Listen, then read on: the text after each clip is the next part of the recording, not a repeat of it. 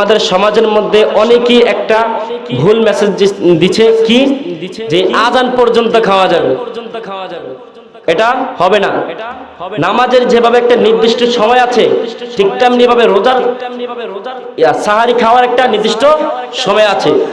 আপনি বলবেন আজানের সময় আশহাদু আল্লা ইলাহা বলার পর্যন্ত খাওয়া চলবে, এমনি এমনি কেউ বলে হাইয়া আলাস সালাহ পর্যন্ত খাওয়া যাবে না, এটা ভুল।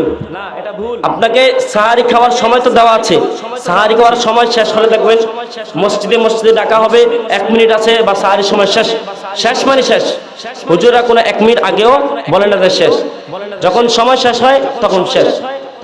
আর 1 মিনিট বাহিরেও খেতে পারবেন না, যদি খান রোজা শেষ, রোজা হবে না। এটা সতর্কতার জন্য বলছি, কারণ এই মেসেজটা সমাজের মধ্যে প্রচলিত আছে। আমরা আমাদের সমাজের মধ্যে দেখেছি, আপনাদের এখানে কিরকম জানি না।